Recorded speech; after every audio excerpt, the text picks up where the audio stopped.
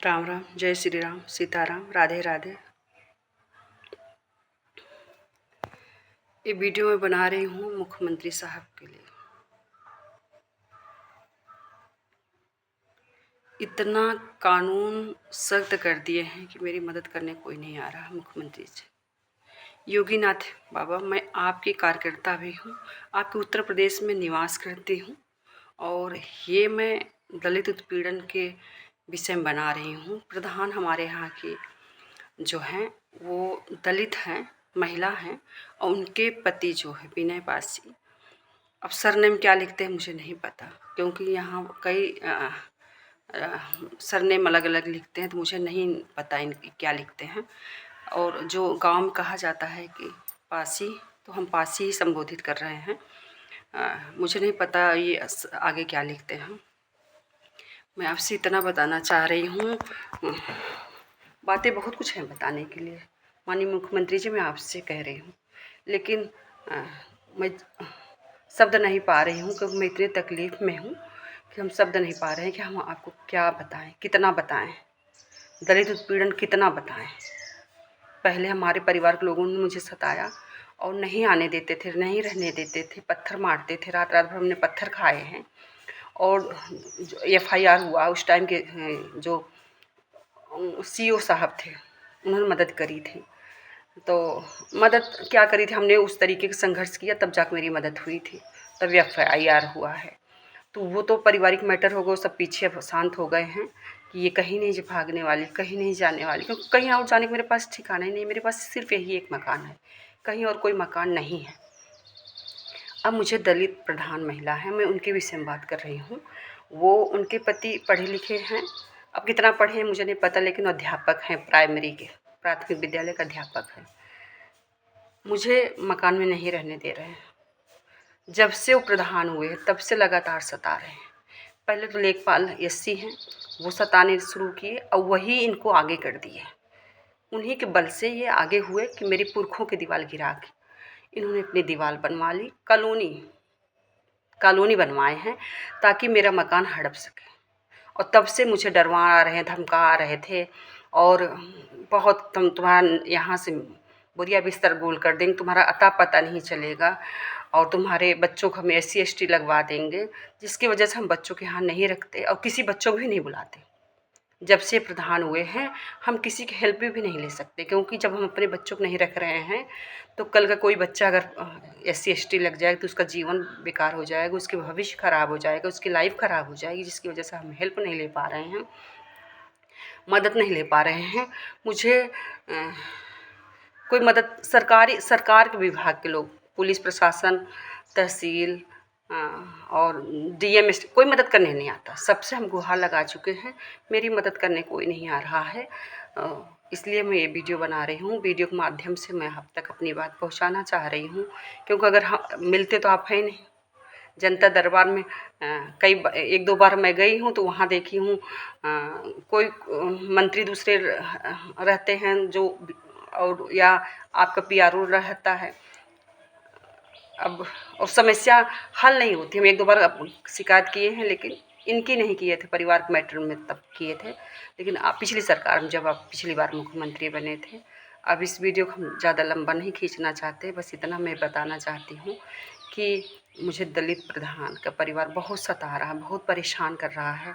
इतना परेशान कर रहा है कि बरसात का सीज़न चल रहा है, मैं मिट्टी डलवाने की कोशिश की हूँ, लेकिन मिट्टी नहीं डलवाने दिया जा रहा है। मेरे घर में पानी लग गया, जिसमें मेरा अनाज, खाने पीने का सामान, गृहस्थी का सामान सब सड़ गया, सब बेकार हो गया।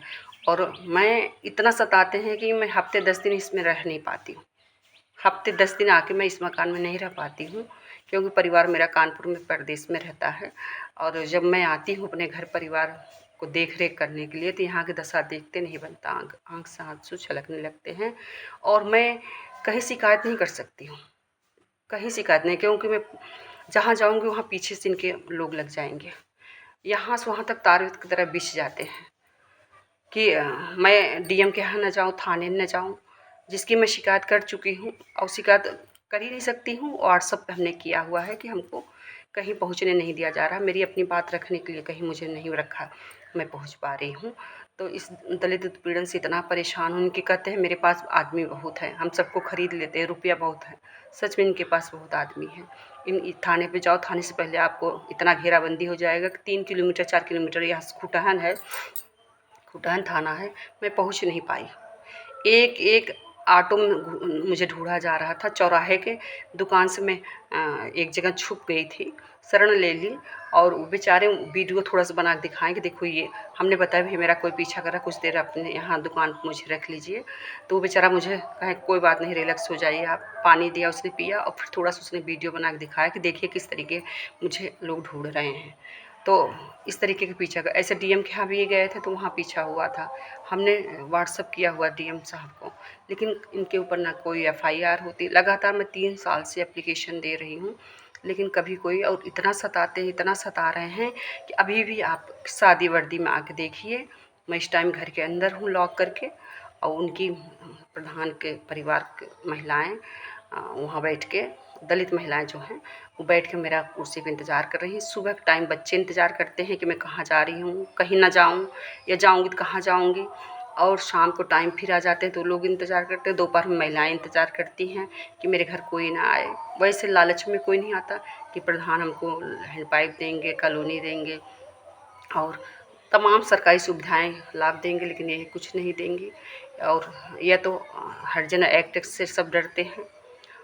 तो मेरी मदद करने कोई नहीं आ रहा है। मैं क्या करूं, मुझे समझ में नहीं आ रहा है। बरसात का पानी पूरे मेरे घर में लग जाता है, सड़ जाता है। और इसके पहले भी मुझे कहते हैं कि अब हमने भी, लोगों ने हमसे कहा जो चीज़ें, हमने जन सुनवाई डाल दिया है, तब से और नरक मचा दिए हैं। कल तो उनका बेटा कूद के आ गया मारने के लिए, लेकिन हम 2 महिलाएं थी, जब देखते ही चीखने लगे तो भाग गया। अब बताइए, मैं और सबको कंप्लेन किए, कोई नहीं आया। आज शनिवार है, मुझे कोई, जो सुबह हमने सबसे कहा था कि हम रात भर इतना तड़पे हैं, हमको नींद नहीं आई, क्योंकि परसों हमको थाने पे नहीं जाने दिया गया, तहसील पे नहीं जाने दिया गया, और कल मेरे साथ इस तरह की घटना घटी। हम किससे कहें, मुझे समझ में नहीं रहा, मैं ये पीड़ा किससे कहूँ। कोई सुनने वाला नहीं। जब सरकारी विभाग नहीं सुन रहा था, आम आदमी कैसे सुनेगा।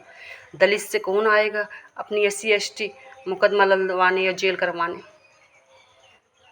आदमी मेरे पास बहुत है, मेरे नात रिश्तेदार हैं, लेकिन मैं किससे कहूँ कि आओ मेरी मदद करो, और बदले मुकदमा ले जाओ SC ST का, जेल जाओ और अपनी लाइफ बर्बाद करो। किससे मदद मांगो। माननीय मुख्यमंत्री जी, ये मकान मेरे ससुर का बनाया हुआ, मायावती सरकार में बना था मकान। ये मकान मेरा मायावती सरकार में बना हुआ था। मेरे स्वर्गीय ससुर श्री जगत नारायण तिवारी के सामने बना हुआ है मकान। और इस मकान में उस टाइम दलितों ने बहुत उपद्रव किया था। हरिजन, अब हरिजन को क्या लिखते हैं, कोई गौतम लिखता है, कोई कुछ लिखता है, मुझे नहीं पता, लेकिन जो गांव वाली भाषा है उसी भाषा में हम आपको बता रहे हैं, जो गांव बोला जाता है। हरिजन दलित वो इतना उत्पीड़न करते थे कि सीमेंट मोरंग फेंक देते थे, गड्ढा में चला जाता था। बड़ी और दीवार जो बनी रहती थी वो गिरा देती थी महिलाएं आके। बहुत मुश्किल से ये घर बना हुआ है। शरीर के सारे गहने उतर गए थे, मंगलसूत्र, कान, मांग टीका भी नहीं बचा था इस घर को बनवाने में। मकान बनवाना आसान नहीं, जो बनवाता उसको पता चलता है मकान कैसे बनता है। अब इसमें हम कुछ भी नहीं करवा पा रहे हैं, न करवा रहे हैं, लेकिन मेरे ऊपर एक दाग लगाया जा रहा है कि मैं अवैध कब्जा की हूँ। तो अवैध मैं क्या करी हूँ, मुझे कोई बताने वाला यहाँ नहीं, कोई अधिकारी नहीं आ रहा कि मैं क्या अवैध कब्जा करी हूँ। क्योंकि ये तो ससुर का बना, उस टाइम जो दलितों ने उपद्रव किया था तो DM, SDM और पूर्व प्रधान सागर दुबे और लेखपाल सूरज, वो भी दलित थे, लेकिन पैमाइश किए थे, मदद किए थे।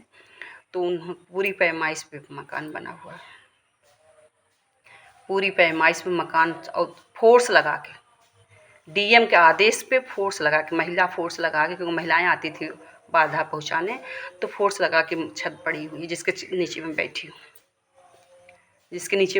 हूँ, फोर्स लगा के छत बनी हुई मायावती सरकार में। तब से कोई समस्या नहीं थी, लेकिन जब से ये नए प्रधान हुए हैं तब से जीना हराम कर दिए हैं।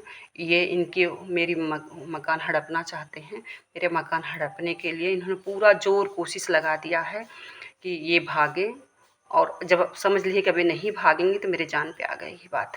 अब मुझे मारना चाहते हैं मेरे, इसलिए मैं अपने बच्चों को नहीं रख पाती। अभी बेटा आया था मेरे साथ, हमने उसको 1-2 दिन रखा।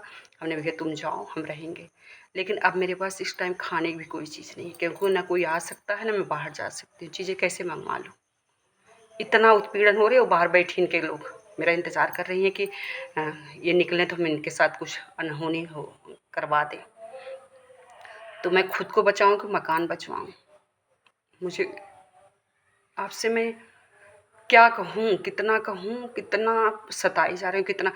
समझिए मेरी खेती यहीं बगल में ही खेती है, लगभग 3 बीघा, और उसमें दवा डलवा देते हैं। पिछली बार हमने धान लगवाया था तो धान के सब बाँस बल्ली तार ओर उखड़वा के फेंकवा दिए, और जानवरों से चरवा डाले। हाँ, ऐसा कुछ करते हैं जिससे कि आप कुछ पकड़ में भी ना आए और चीज़ें भी हो जाएँ, क्योंकि उनको दाँव पेच आता है, गाँव में रहते हैं उनको दाँव पेच आता है।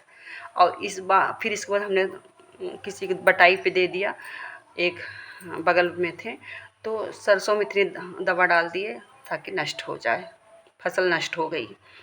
अब इस तरीके के मतलब हर चौतरफा परेशान कर रहे हैं। प्लीज़ मेरी मदद करिए। ये मकान मेरे पास एक मकान है, मेरे पास मकान नहीं है, और मेरे ससुर के बनाए हुए मेरे कागज़ है, मायावती के समय का बनाया हुआ मकान है। और जब से ये प्रधान हुए 3.25 साल 3.5 साल हो गया है, इन्होंने मेरा जीना हराम कर दिया है। और बच्चों को रखती हूँ तो SC/ST का मुकदमा कहते हैं लगवा देंगे, इनके पास लोग हैं, कहते हैं तुम्हारे BJP के लोग मेरी मदद करते हैं, तुम्हारी सरकारी के लोग हमारे मदद करते हैं, तुम्हारा हम एक्सीडेंट करा देंगे, तुम्हारा हम बोरिया बिस्तर यहाँ से गायब करा देंगे। मेरे पास कोई और मकान नहीं मुख्यमंत्री साहब, कोई मुख्यमंत्री। और कहते तुम्हारा मकान बंजर पे है। जब मेरा छत पड़ा हुआ था, पैमाइश हुई थी, तो आज कैसे बंजर हो गया? और ये तब से 2 बार ये पैमाइश करवा चुके हैं, मेरा मकान 2 बार पैमाइश करवा चुके हैं, ज़बरदस्ती बिना मतलब का। और एक बार तो थोड़ा सा हुआ बंजर में आया, और अब की तो पूरा बंजर में आ गया, क्योंकि इनको पूरे तहसील के लोग मदद करते हैं। SDM मदद करता है, ये लेखपाल घनश्याम घूसखोर है ही है। मैं 8 घंटे धरने बैठी हूँ जब मेरी पुरखों वाली दीवार गिरवाई गई थी, और उसके बाद मेरा मकान जैसे बाउंड्री है पुरखों की दीवार की, इसके बाद मेरा मकान बना हुआ बाउंड्री के अंदर। अब आप सोचिए, जब देश आज़ाद नहीं हुआ होगा तब का वो बाउंड्री थी, और उसके भीतर मेरे मकान बना हुआ है। और आदिकाल से ससुर के पिताजी यहाँ रहते थे, दीवार उनके पिताजी के, हमारे अजिया ससुर थे राम दुलारे, श्री स्वर्गीय राम दुलारे, उनके सामने बनाई हुई दीवार थी, जो प्रधान ने गिरवा के अपनी कॉलोनी बनवाई है। अब आप बताइए इतना उत्पीड़न कैसे झेला जाए, कैसे सहा जाए? मेरी मदद करने ना कोई प्रशासन आ रहा है, ना कोई गांव के लोग आएंगे, क्योंकि दलित से कौन भिड़ने आएगा? आप बताइए, दलित से कौन मुकदमा लदवाने आएगा? दलित उत्पीड़न कौन झेलेगा? और गरीब लोग इसलिए नहीं मदद करते हैं कि हमको लाभ से वंचित कर दिया जाएगा। समझिए कि मुझे इतना परेशान किया जा रहा है कि मैं जाऊं तो कहाँ जाऊं? मेरे पास कोई और मकान नहीं है। क्या बच्चे टीवी में देखेंगे? क्या गांव ऐसा होता है? गांव में गांव वाले नहीं रहेंगे तो कौन रहेगा? आप मुझे बताइए। गांव के ज़मीन पे गांव वाले नहीं रहेंगे। यहाँ मेरे ये ज़मीन जो मुझे बताई जाती थी, या अगर मुझे निकलने का मौका दिया जाए, कोर्ट कचहरी करने का मौका दिया जाए, तो मैं सबूत भी इकट्ठा कर लूँ, लेकिन मुझे कहीं निकलने नहीं दिया जा रहा था, जहाँ से हम कोई सबूत इकट्ठा नहीं कर पा रहे हैं। क्योंकि ये लोग बताते हैं कि मेरा मखमूजा बाग है, मखमूजा बाग पे हम लोग रहते हैं, और बगल में ही मेरी आबादी और ग्राम समाज तो है ही नहीं, ये तो बगीचा है। अब पता नहीं कैसे ग्राम समाज हो गया। लोग कहते हैं कि कब ज़मीनें बदलती रहती हैं, उसका चीज़ें होती, कभी आबादी होती है, कभी बंजर हो जाती है। तो अभी सब चीज़ें मुझे समझ में नहीं आ रहा है। जब मुझे कुछ करने का मौका नहीं दिया जाएगा तो हम कैसे करेंगे? कैसे हम किससे मिलें? कैसे हम किससे कहें कि दलित उत्पीड़न क्या होता है? सिर्फ दलित के जो पड़ोस रहता है ना, वो बता सकता। कहते हैं सांप कांटा बच सकता लेकिन दलित को सताया नहीं बचता।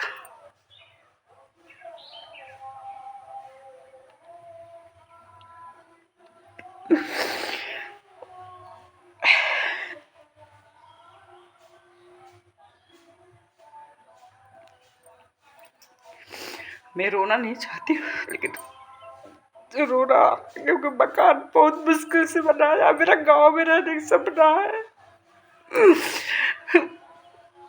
कल किसने देखा है, कल किसने देखा है कैसा समय हो कैसा ना हो। हम बूढ़े ही हो रहे हैं, जवान तो हो नहीं रहे।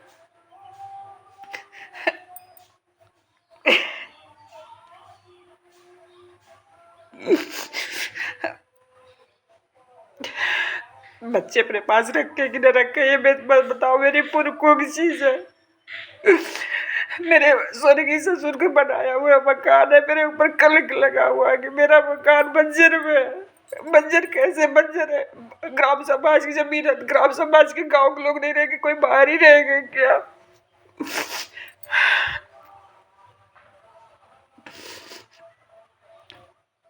क्षमा चाहती हूँ।